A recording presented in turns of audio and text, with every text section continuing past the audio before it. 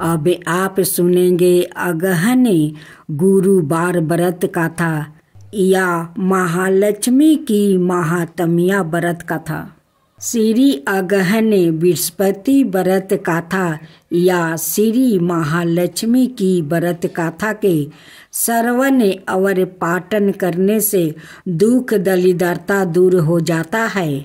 श्री महालक्ष्मी माता की कृपा से सुख संपत्ति ऐश्वर्य प्राप्ति होता है, मन की इच्छा पूरी होती है।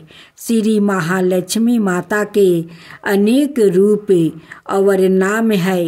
भूतल में वो छाया भक्ति, तृष्णा, शांति, जाति, लाजा, शारदा, कांति, प्रीति, समृद्धि, दया, सृष्टि, माता, आदिस्त्री एवं लक्ष्मी के रूप में स्थित है। उन्हें प्रणाम करते हैं। कैलाश पर्वत पर पार्वती, क्षीर सागर में सिंधु कन्या, स्वर्ग लोक में महालक्ष्मी, भूलोक में लक्ष्मी, ब्रह्मा लोक में सावित्री, गोवालों में राधिका, वृंदावन में राजेश्वरी, चंदन वन में चंदा, चंपक वन में गिरजा, पद्म वन में पद्मा, मालती वन में मालती, कुंदन वन में कुंद दंती, केतकी वन में सुशीला, कदम वन में कदम माला, राज प्रसाद में राज लक्ष्मी और घर घर गिरे है लक्ष्मी। विभिन्न नामों से पहचानी जाती है।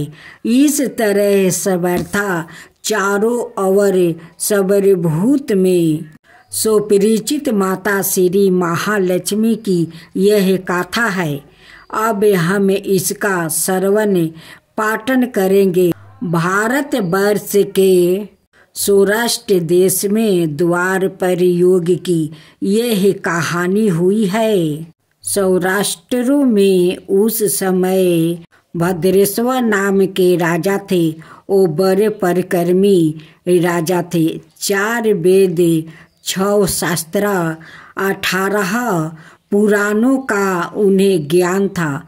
उनकी रानी का नाम सूरत चंद्रिका था। रानी देखने में बहुत सुंदर और सुलक्षण थी और पतिव्रता थी। उन दोनों को 7 पुत्र और उनके बाद एक कन्या का वरदान मिला था।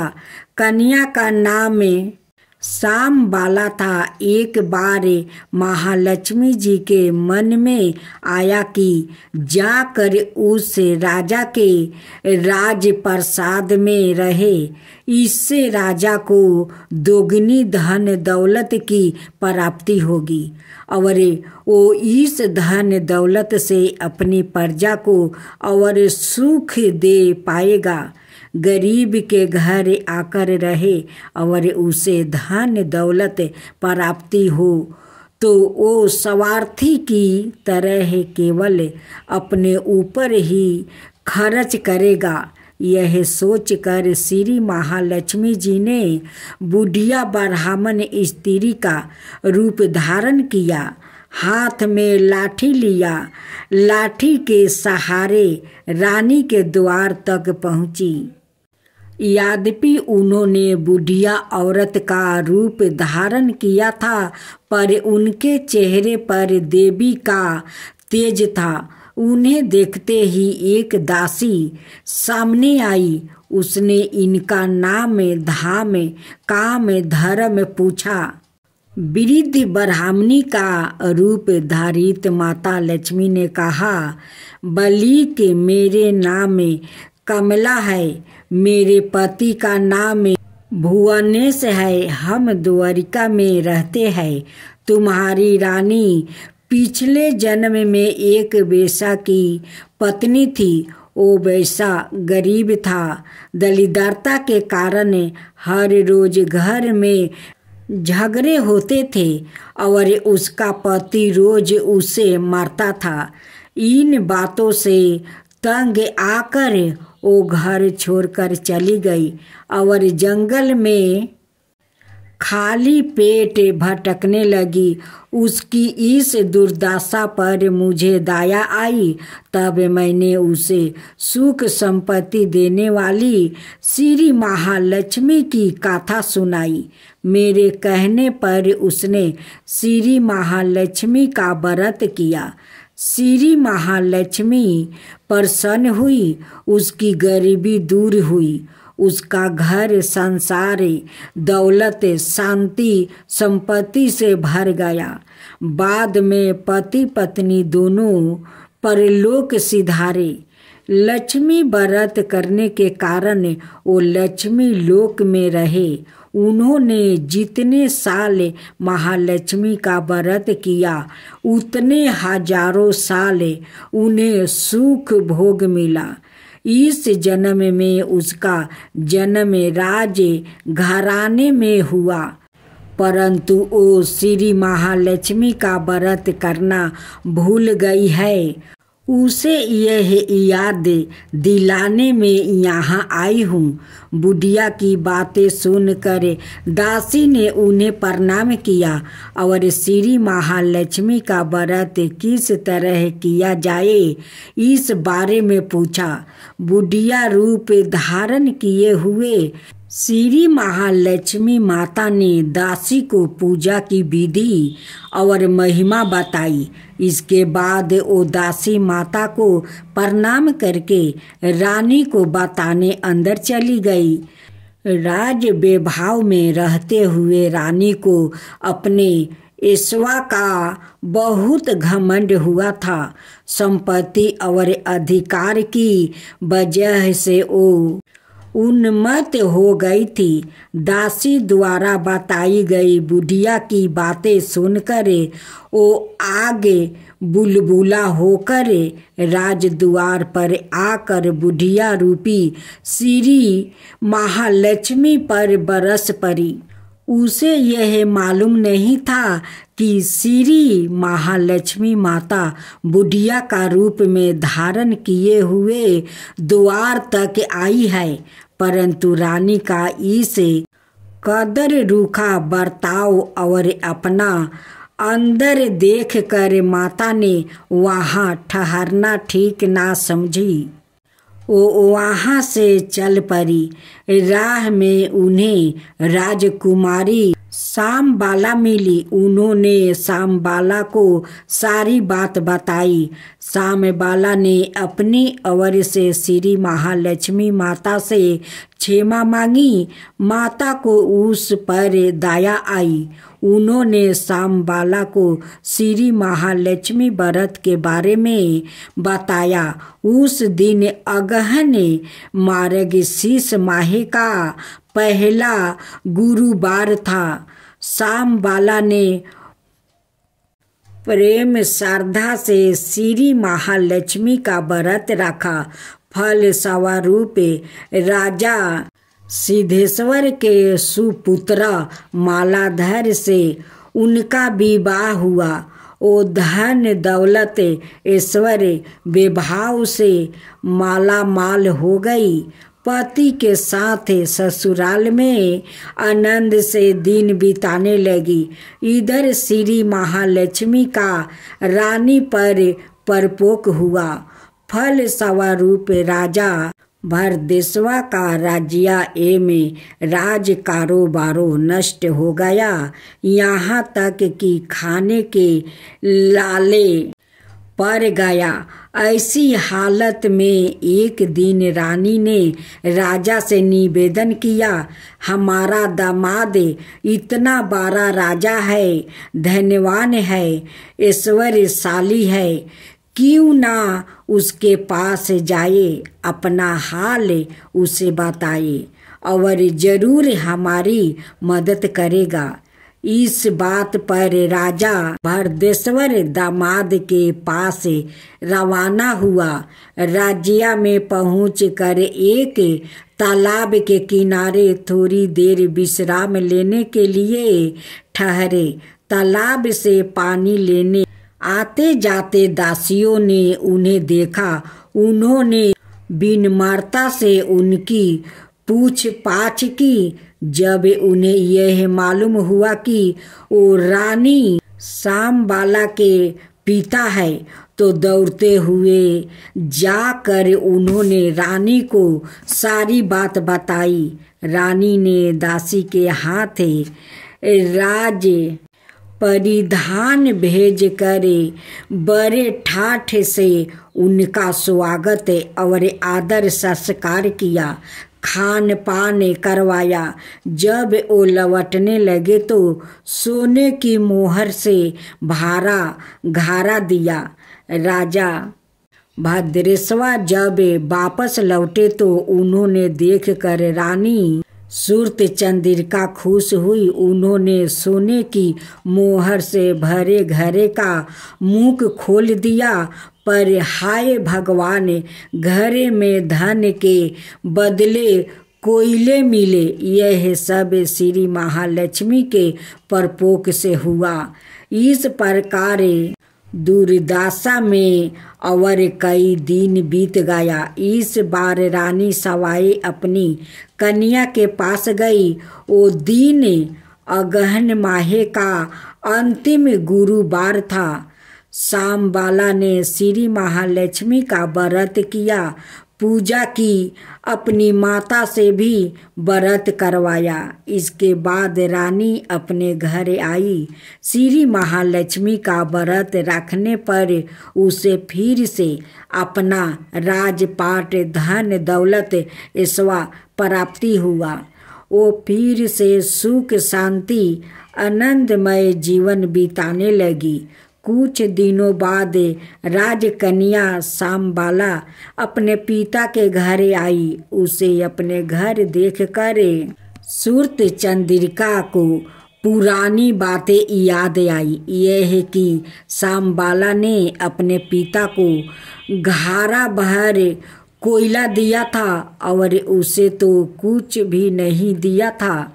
इसी कारण शामबाला को पिता के घर आने पर उसका कोई आदर सत्कार नहीं हुआ, बल्कि अनादर हुआ।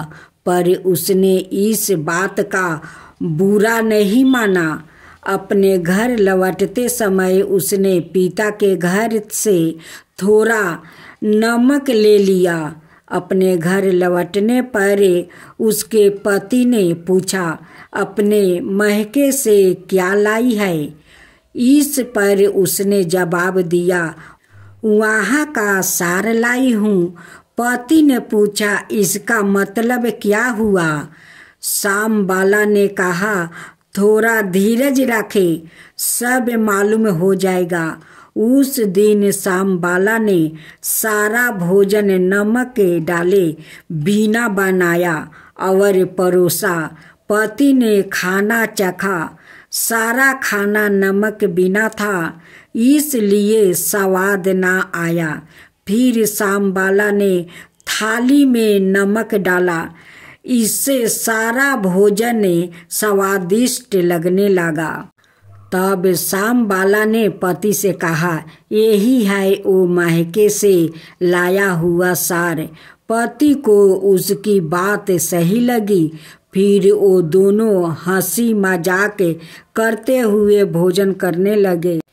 कहा गया है कि इस तरह जो कोई श्रद्धा भाव से श्री महालक्ष्मी की पूजा करे, उसे माता की कृपा प्राप्ति होती है, सुख संपत्ति शांति प्राप्ति होती है, सभी मनोकामना पूरी होती है। परंतु यह सब प्राप्ति होने पर माता की पूजा को भूलना नहीं चाहिए। हर गुरुवार को व्रत पाठ अवश्य करना चाहिए। इस तरह श्री महालक्ष्मी की महिमा भक्तों की मनोकामना पूरी करती है। इस प्रकार श्री अगहन बृहस्पति व्रत कथा या श्री महालक्ष्मी की गुरुवार की कथा संपूर्ण होती है। अगहन बृहस्पति वार व्रत कथा। अगहन मास को मार्गशीर्ष क्यों कहा जाता है? हिंदू पंचांग के अनुसार बरस का 9 महीना अगहन कहलाता है। अगहन मास को मार्गशीर्ष नाम से भी जाना जाता है। अगहन मास को मार्गशीर्ष कहने के पीछे भी कई तरीके हैं। भगवान श्री कृष्णा की पूजा अनेक स्वरूपों में वो अनेक नामों से की जाती है। इन्हीं स्वरूपों में से एक मार्गशीर्ष भी श्री कृष्णा का ही एक रूप है। शास्त्रों में कहा गया है कि इस माह का संबंध मृगशिरा नक्षत्र से है। ज्योतिषी के अनुसार नक्षत्र होते हैं जिसमें से एक है मृगशिरा नक्षत्र। इस माह की पूर्णिमा मृगशिरा नक्षत्र से युक्त होती है। इसी वजह से इस मास को मार्गशीर्ष मास के नाम से जाना जाता है। भगवत के अनुसार भगवान श्री कृष्णा ने भी कहा था कि सभी माह में मार्गशीर्ष श्री कृष्णा का ही स्वरूप है। मार्गशीर्ष मास में श्रद्धा और भक्ति से प्राप्ति पुण्य के बल पर हमें सभी सुखों की प्राप्ति होती है। इस माह में नदी स्नान और दान पुण्य का विशेष महत्व है। श्री कृष्णा ने मार्गशीर्ष मास की महात्म्य गोपियों को भी बताई थी। उन्होंने कहा था कि मार्गशीर्ष माह में यमुना स्नान से मैं सहज ही सभी को प्राप्ति हो जाऊंगा। तभी से इस माह में नदी स्नान का खास महत्व माना गया है। मार्गशीर्ष में नदी स्नान के लिए तुलसी की जड़ की मिट्टी और तुलसी की पत्तों से स्नान करना चाहिए। स्नान के समय ओम नमो नारायणे या गायत्री मंत्र का जप करना चाहिए।